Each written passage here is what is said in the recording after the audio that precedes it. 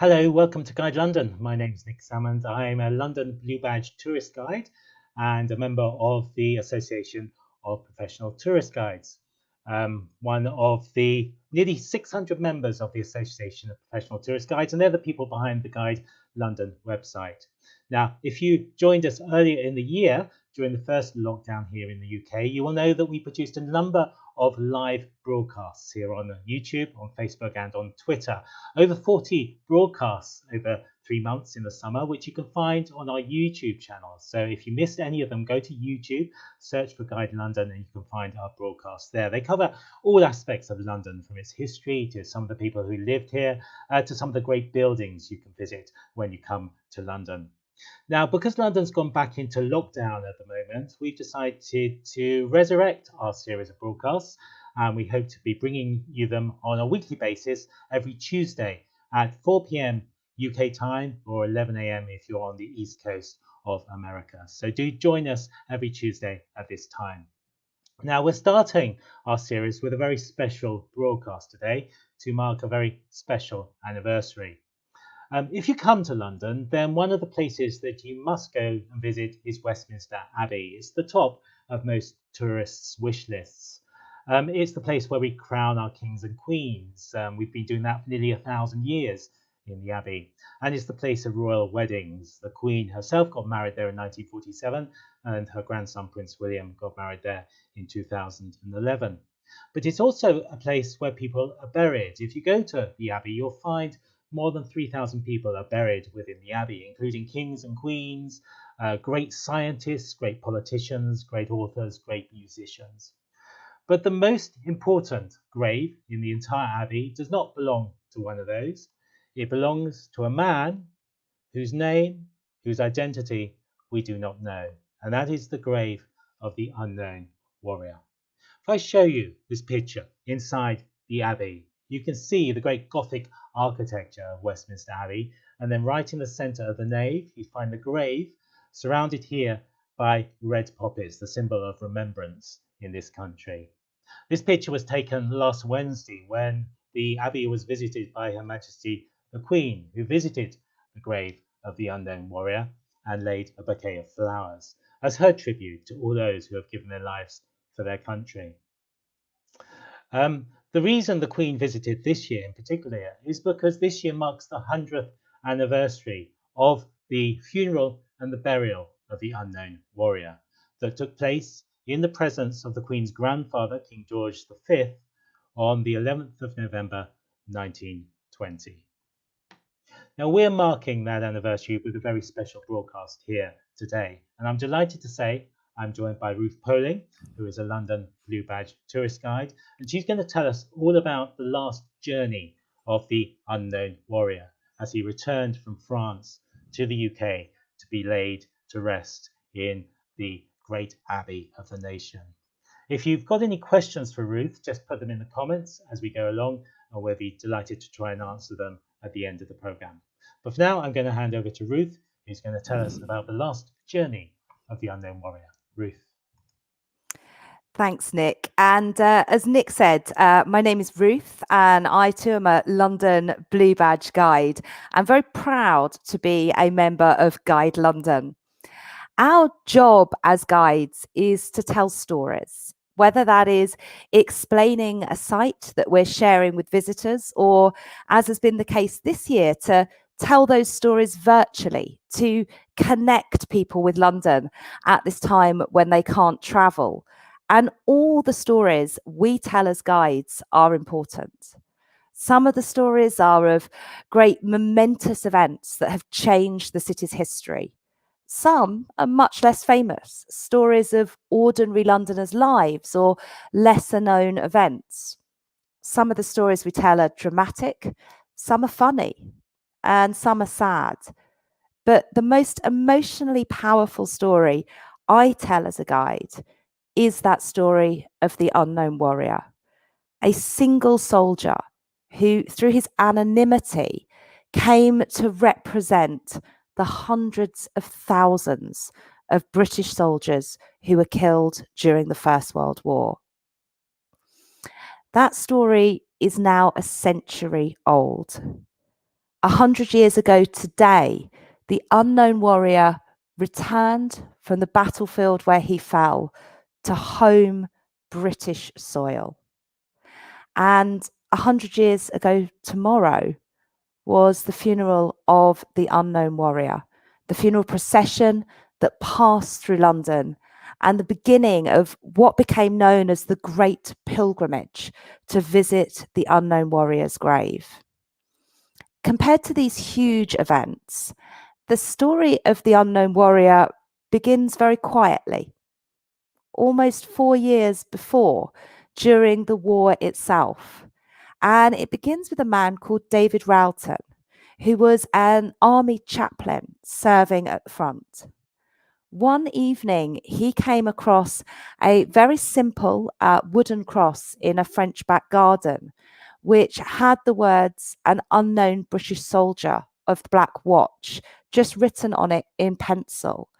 And that was the beginnings of an idea that Rowton had, which he hoped would bring comfort to those who'd lost loved ones. Rowton didn't act immediately. And actually, during and in the immediate aftermath of the war, the very similar idea, which a Frenchman, Francois Simon, had come up with independently, got much more attention. It was Simon's idea which caused an unknown soldier to first be discussed in the British press in 1919, but the idea wasn't taken forward. It wasn't until August 1920 that Rowton returned to his idea, and he wrote to the Dean of Westminster Abbey, Dr. Herbert Ryle, proposing that the Abbey provide a burial place for an individual soldier who could represent all of those lost and whose grave could become a place for those in mourning to come and remember. Ryle took the idea to the King and the Prime Minister. Now, today, the idea of an unknown soldier has spread right across the world. Many countries worldwide have a soldier, a warrior buried in a place of national significance. But in the 1920s, the idea was completely new. No one in authority really knew how the public would react to the idea, whether they would make a connection with the unknown warrior. Some people worried that 2 years after the conflict, it was actually too late to be appropriate to hold a funeral. And of course, with all of these concerns, government decision making is never fast. And so it wasn't until mid-October 1920 that a decision was made to bury a British soldier in Westminster Abbey. And the decision was also made that his funeral would take place on the 11th of November 1920, the second anniversary of the Armistice, the end of the fighting of the First World War. Of course, that meant that there were only 3 weeks left to plan the funeral. And yet, despite that, everything was done with a huge amount of honour and dignity. And the idea of an unknown warrior quickly gained public support in Britain. As you can see from this photograph, it's part of the Imperial War Museum's collection. 4 bodies were disinterred from the 4 major battlefields of the Western Front, from Arles, from Arras, from the Somme, and from Ypres. And they were taken to a chapel in the French town of St. Paul, where the British Army had a headquarters at the time. Many details of the selection of the unknown warrior remain unclear 100 years later. But writing some years later, Brigadier General Wyatt wrote how he had selected one of those soldiers without knowing which battlefield he had come from. With his identity completely unknown, Britain's unknown warrior started his long journey home. That journey reached Britain 100 years ago today. On the 10th of November 1920, the unknown warrior arrived in Dover, which you can see in this photograph here. His arrival was designed to be low-key. The focus was on the funeral arrangements for the following day. And yet, despite that, if you look towards the back of the photograph, you can see that crowds did gather. And although the crowd in this picture looks small, as the unknown warrior travelled by train through the English countryside later that afternoon, people gathered at stations, on bridges, on railway embankments to catch a glimpse of the train that brought their warrior home. They painted the top of the carriage that carried the unknown warrior white so that people would know which carriage it was that was bringing their warrior back. Because for those who witnessed the unknown warrior's funeral and his journey 100 years ago, he wasn't the unknown warrior. He was known. He was someone they had known in life, someone they had loved, someone that they'd lost and not been able to hold a funeral for. For thousands of people, the unknown warrior could be their loved one returning home. You'll hear lots of different figures for the number of British men who were killed during the First World War. Some of those figures include all of the British Empire dead, while some are just the figures for the men from this island. Some of the figures are battlefield casualties, while others include those who later died of their injuries, sometimes years after the conflict. But somewhere around 750,000 British men were killed in the First World War. And that's from a population that was only around 45 million at the time. Quite simply, in 1920, everyone in Britain would have known somebody who'd been killed. Almost half of those who were killed in the heaviest fighting of the Western Front were never identified. They were missing, and some of those bodies were never found, and those that were found couldn't be identified. They're buried in cemeteries right across the former Western Front, and they have this very simple tombstone that you can see here, buried, known unto God. For the families of those missing men, knowing that the unknown warrior was one of those missing, it meant he could be their husband, father, son, or brother, finally receiving the funeral that he hadn't got and being brought back to a place where they could go and mourn him. Even for families who knew where their loved one was buried, they'd also been denied the opportunity of a funeral because of the conflict. And the cost of travelling to a grave on the other side of the channel was simply beyond the means of many of those families. For them too, symbolically, the funeral was an opportunity for them to say goodbye, which they hadn't had. It was these grieving families who gathered along the railway line to see the unknown warrior returning home.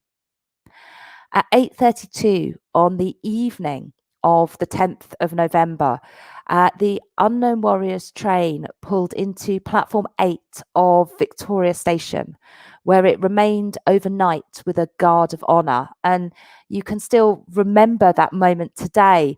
If you visit platform 8 at Victoria Station, you'll see this modern plaque that records that moment. At 9:15 the following morning, Thursday, the 11th of November, 1920, the gun carriage, which would carry the unknown warrior's coffin to his final resting place at Westminster Abbey, was placed onto the platform 8. The funeral was to be the funeral of a field marshal, the highest rank in the British military. Now, we don't know the rank of the unknown warrior, but by honouring a man of unknown rank in this way, it was honouring all of the soldiers who died fighting for Britain. At 9:40, the funeral procession set off, with the coffin followed by the 12 highest ranking officers in the British military, 1,000 servicemen and 400 veterans marching four abreast. They were accompanied by the massed bands of the Guards Division, who played Chopin's Funeral March. And as the procession made its way up to Hyde Park Corner, along the Mall towards Buckingham Palace, and down Whitehall towards Parliament and towards Westminster Abbey, thousands gathered. Many of those people had waited through the night to get a position just to catch a glimpse of the coffin as it went past. The procession paused on Whitehall for another hugely significant moment in Britain's remembrance of World War I. At exactly 11 o'clock, in the presence of the unknown warrior, King George V unveiled the new permanent cenotaph on Whitehall. The cenotaph remains the most important war memorial in Britain today. This moment that you can see in the picture brings together two complementary but different forms of remembrance. The simplicity of the original temporary cenotaph had struck a chord with people 16 months earlier at what was known as Peace Day in July 1919. And the public's response to that temporary cenotaph ensured that it was replaced in stone and that it remains today at the centre of political and ceremonial London, as you can see from this next picture here. The lack of names on the cenotaph, just like the anonymity of the unknown warrior, created a place in central London where the bereaved could go and mourn their own loved ones. They could feel close to those that they'd lost. As the funeral procession pulled away from the cenotaph, it was followed by the king to the doors of Westminster Abbey for a funeral that was to be unlike any other in British history. There was, of course, a model for big military funerals. In the early planning stages, officials looked back to the funerals of Admiral Lord Nelson and the Duke of Wellington, great military commanders of an earlier era, and thought that the unknown warrior's funeral would be along similar lines, a military tribute attended by the most powerful military and political figures in the country. But when these plans were announced, they caused outrage. The public felt that it shouldn't be the most important people who attended the unknown warrior's funeral, but ordinary people who had lost so much in the conflict.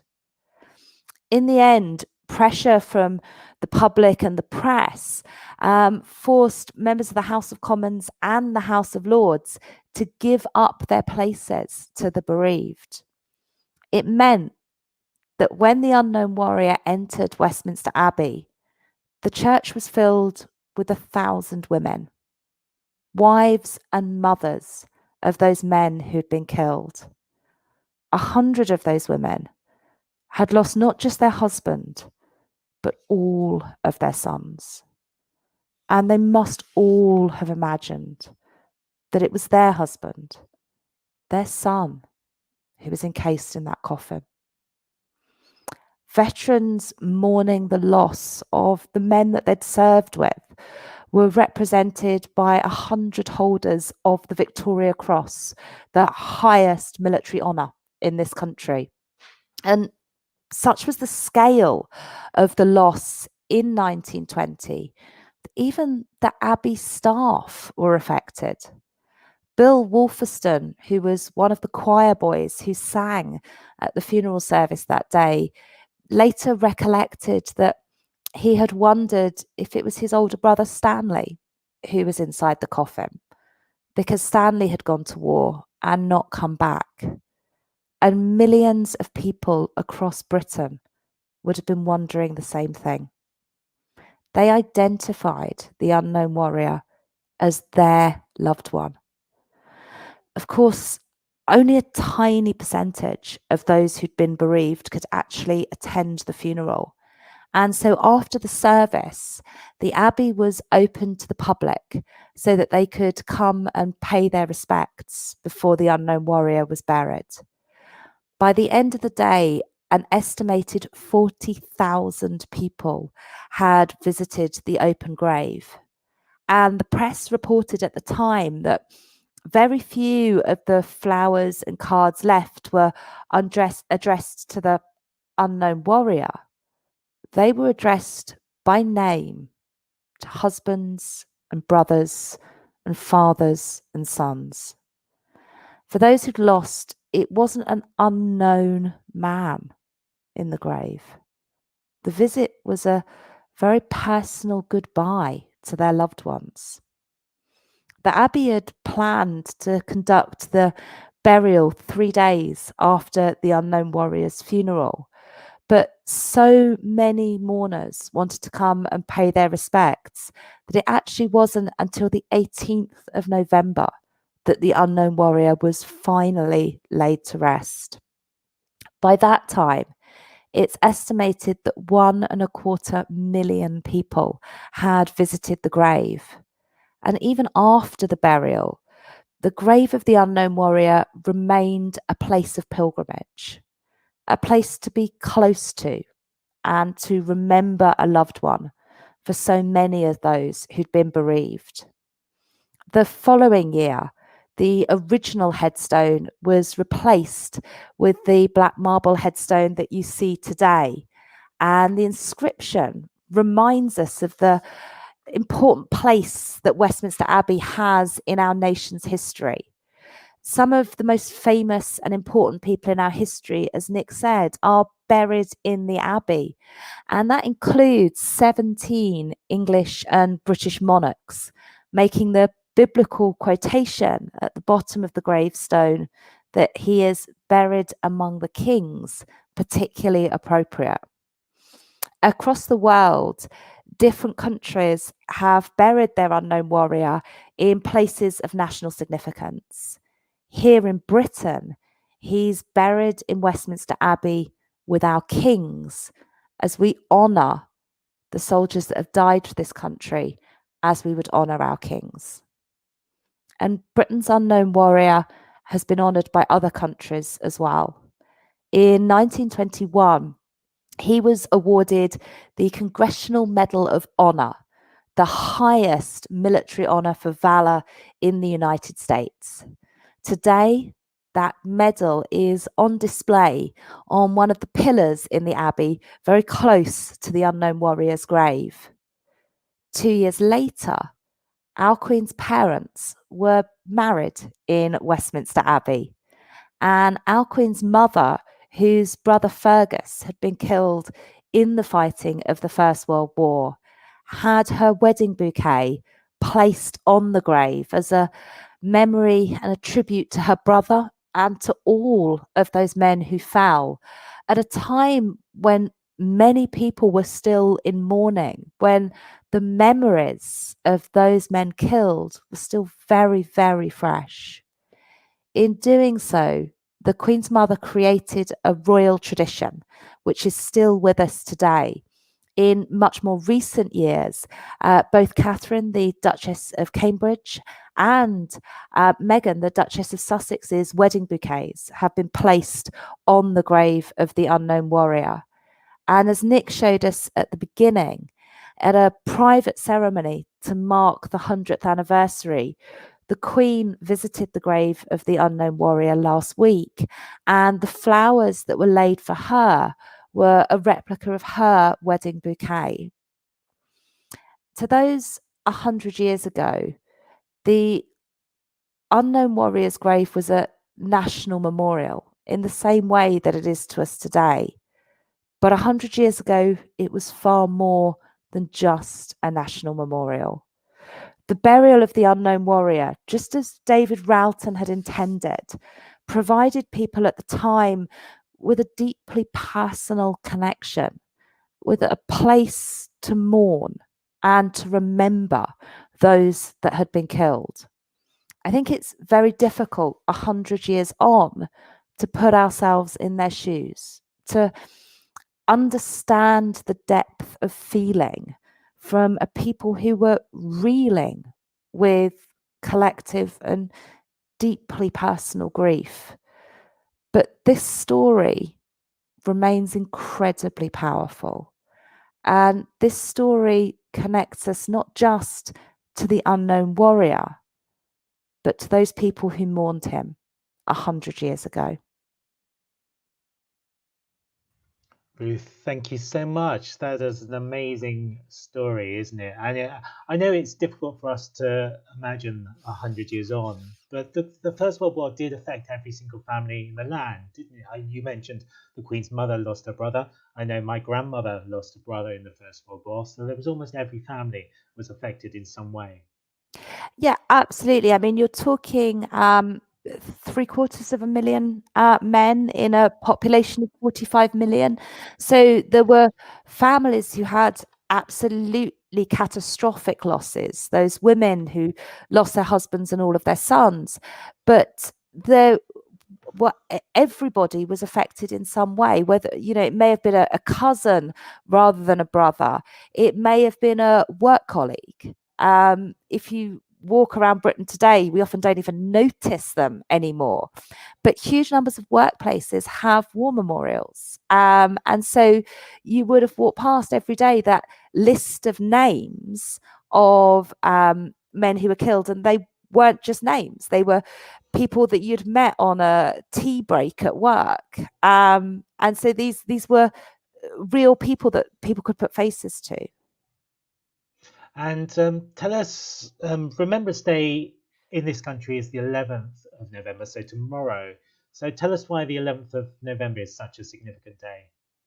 So the 11th of November, which tomorrow we'll be marking, is Armistice Day. And it's important to us in Britain today, and it was picked as the day for the funeral of the unknown warrior because it marked the end of the fighting of the First World War. The war itself wasn't actually over until the signing of the peace treaties the following year. But in the year after the war, in October, November 1919, people started to ask what would be done to mark the first anniversary of the end of the fighting. And what they came up with was an observance of a 2-minute silence. And the king requested that everyone observed a 2-minute silence that day. And it was absolutely universal. And it set the 11th of November as our day, Armistice Day, when we remember.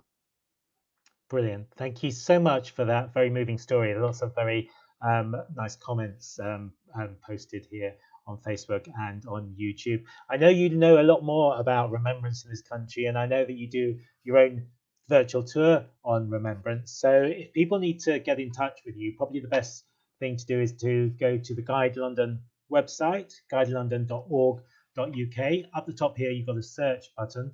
If you just type in Ruth there, then it will give you all the London Blue Badge guides who start with the name Ruth. There's 3 of them, and you can see Ruth Poling right in the middle with a lovely picture outside the Imperial War Museum, I think. If you click on that, that will give you information about Ruth, so you can read all about her, and it gives you a link so you can email Ruth. So if you're interested in knowing more about the remembrance services in this country, about anything to do with the war and war memorials, then Ruth is the person to go to.